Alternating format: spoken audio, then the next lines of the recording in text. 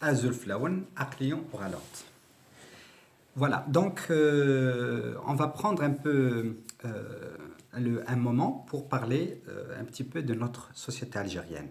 Je vais faire un petit constat un peu à la va-vite, mais pour dire un peu grossièrement les grandes lignes, les impressions les plus importantes. Moi, j'apprécie que d'ailleurs notre discours devrait être vraiment, on garde le focus sur la société et miser sur la société et s'attendre de la société pour évoluer. Parce que, à défaut d'un État, la société algérienne, depuis son indépendance, et même pendant le colonialisme, et depuis toujours, la société algérienne s'est prise en charge par elle-même. Quand on voit tous les mécanismes, s'il y a un enterrement, s'il y a un tremblement de terre, s'il y a un mariage, sur tous les événements qui touchent à la société elle est vraiment spectaculaire dans sa façon de faire. Alors là, on vit dans les pays occidentaux, on se rend compte du bon fonctionnement des institutions de l'État, etc.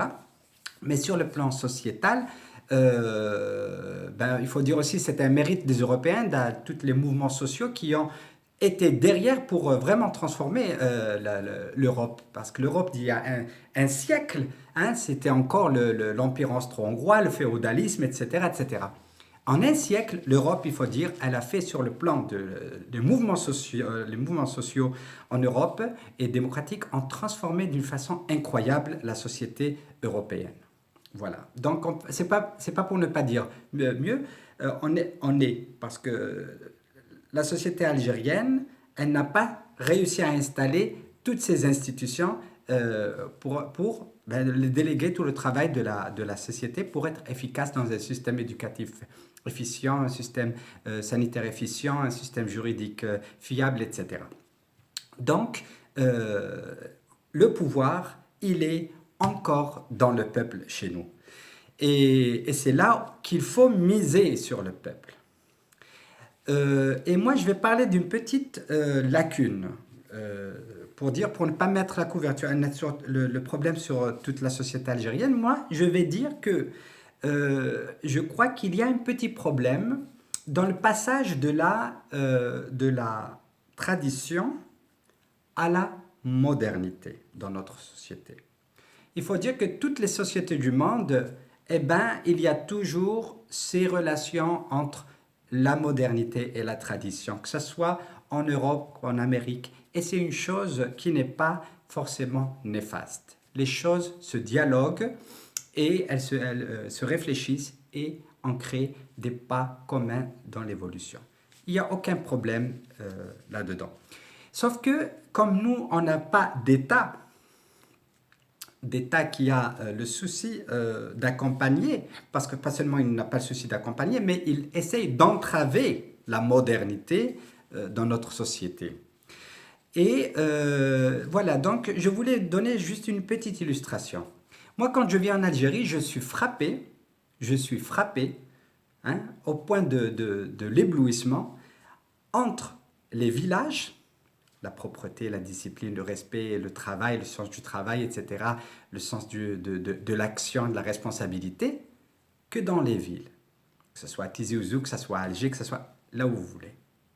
Alors moi, je donne un petit exemple d'un bâtiment que je connais à Alger, qui a 14 étages, et sur chaque niveau, il y a peut-être une vingtaine d'appartements.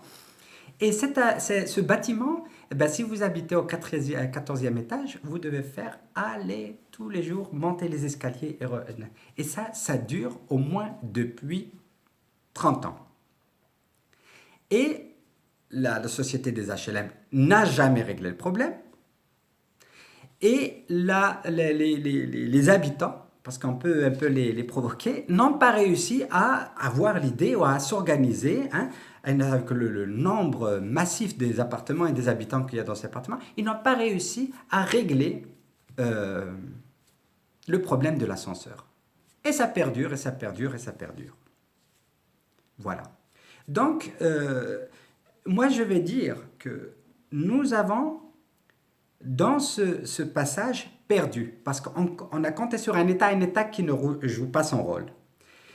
Et aujourd'hui, la question, c'est que cet espace public, même en général, parce que même l'État ne veut pas que les gens interviennent. Moi, je me rappelle plusieurs fois, on m'a arrêté dehors parce que je voulais photographier un bâtiment ou un truc qui m'intéresse sur le plan esthétique. On me dit, est-ce que tu as l'autorisation de photographier? Je pense, chez le ministère de la Défense ou quoi que ce soit, hein. C'est par exemple le bâtiment du GTA. C'est ça dit un syndicat. C'est un beau bâtiment et je voulais photographier. On m'a interdit. On m'a dit non, non, non, non, non, monsieur. Est-ce que vous avez une autorisation? Voilà. Donc on n'a pas le droit sur l'espace public.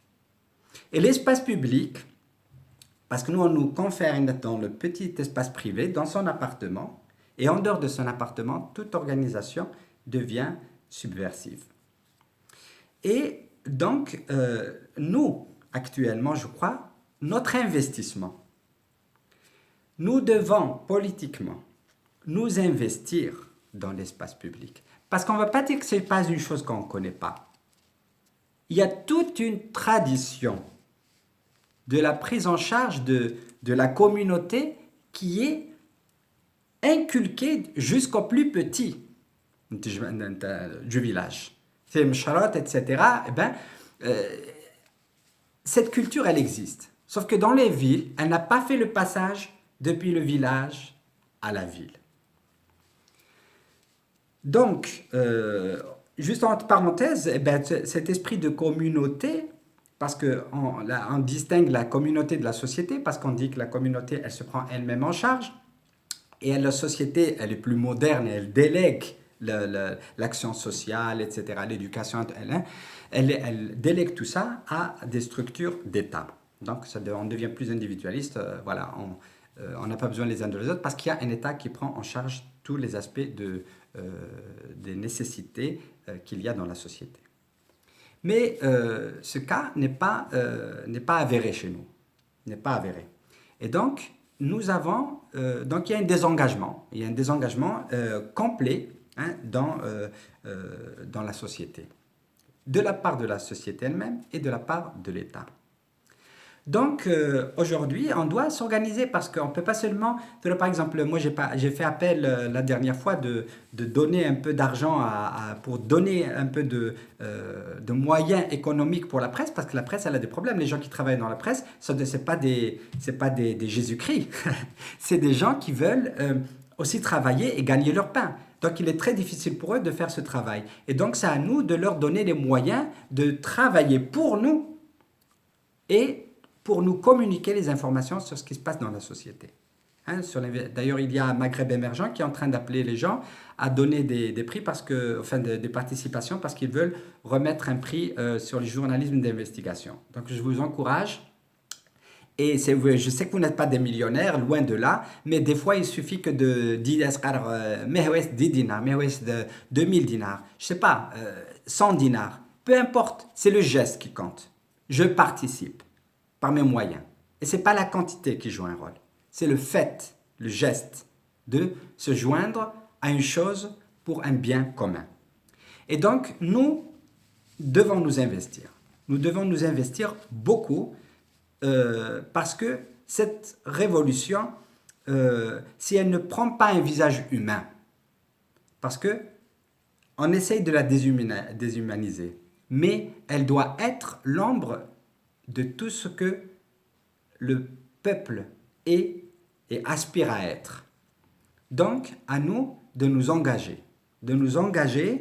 Et je vous dis que l'opportunité, c'est l'autre définition du pouvoir. Celui qui a l'opportunité de faire quelque chose, il a le pouvoir de faire quelque chose. Donc, le pouvoir, ce n'est pas des blindés. Le pouvoir, ce n'est pas des prisons. Le pouvoir, c'est les opportunités que nous avons pour changer les choses autour de nous. Et notre pouvoir, il doit être aussi synonyme de fraternité. Comment collectivement pouvons-nous nous unir, d'apporter les moyens de nous intéresser à changer, à transformer notre environnement sur bien des aspects. Je crois que Des fois, c'est pour ça qu'il est très important d'aller faire des tours dans les villages pour voir comment la sérénité et la paix qu'il y a et qui n'existe pas dans les villes. Donc, le passage de la tradition à la modernité, c'est de ramener, de réveiller une culture de solidarité, une culture de responsabilité qu'il y a enfouie dans notre subconscient politico-culturel. Voilà. Donc, en définitive, c'est ça. Donc, c'est les initiatives. Si les initiatives qui vont se créer dans les quartiers, pour tout, que ce soit pour le dépostage, je ne sais pas, tout ce qui puisse réunir les gens symboliquement pour en faire un projet en communauté dans notre environnement. Et voilà. Donc, je vous salue. C'était juste une idée et je ne vais pas rester plus longtemps. Donc, on continue. On continue à communiquer, on continue à échanger et on continuera à agir ensemble pour une Algérie telle que nous la désirons, où nous sommes tous, avec toutes nos différences, frères et sœurs, la main dans la main pour les futures générations. Inch'Allah. Allez, une salutation cordiale à tout le monde et à très bientôt. Ciao.